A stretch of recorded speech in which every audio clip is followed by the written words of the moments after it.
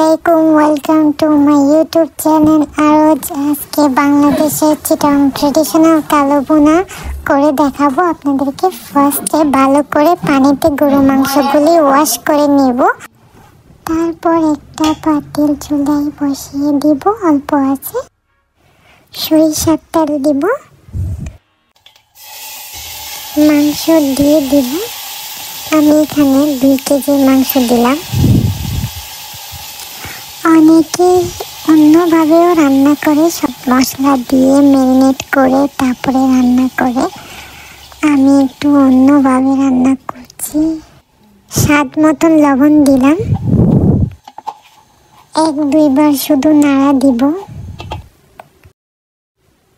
3টি কিউবে রসুন পেস্ট, 2টি কিউবে আদা পেস্ট। তারপরে রাঁধুনি কালো ভুনা জাদুর মশলা দিয়ে দিব। এখানে 2টা মশলার প্যাকেট থাকে, একটা হচ্ছে বড়, একটা হচ্ছে ছোট।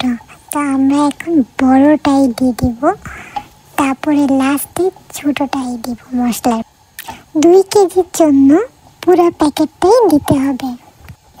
চুলা রাস্তা লোতে রেখে আমরা মশলাটা ভালো করে মিক্স করে নেব। এখানে 1 কাপ পরিমাণ মতো সরিষার তেল দিব, আর আধা কাপ কুকিং অয়েল ইউজ করছি আমি এখানে। কালা ভুনাতে সরিষার তেল বেশি দিলে ওটাই ভালো, তেল যত দিবেন ততই ভালো হয়। কেন কি মানুষকে যত তেল মারতে পারবেন ততই তাদের কাছে ভালো থাকবেন। পেঁয়াজ কুচি দিয়ে দিলাম। এখন আমি এখানে একটা টমেটো কেটে দিলাম। এখানে টমেটো সস দিতে হয়। দুঃখের বিষয় সস শেষ হয়ে গেল, তাই বলে কি রান্না হবে না।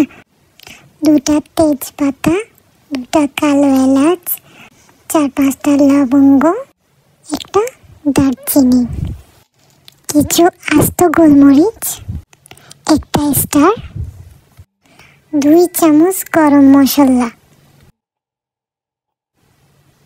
2 টেবিল চামচ সয়া সস, 2 টেবিল চামচ দই। কিছুক্ষণ পরে নেড়ে দিতে হবে যাতে নিচে না লাগে, এটা খেয়াল রাখতে হবে।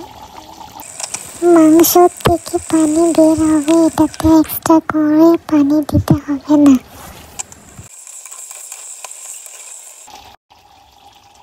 এবার ছোট প্যাকেটের মশলাগুলো দিব।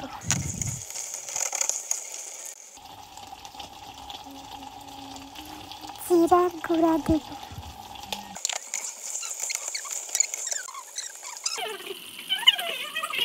কেওড়া জল দিব,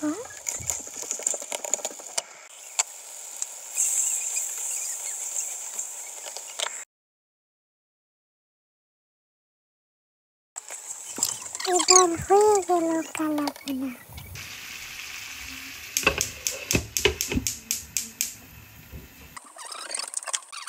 সরিষার তেলে রসুন, পেঁয়াজ, লাল মরিচ বাগার দিয়ে মাংসের উপর দিয়ে দিব।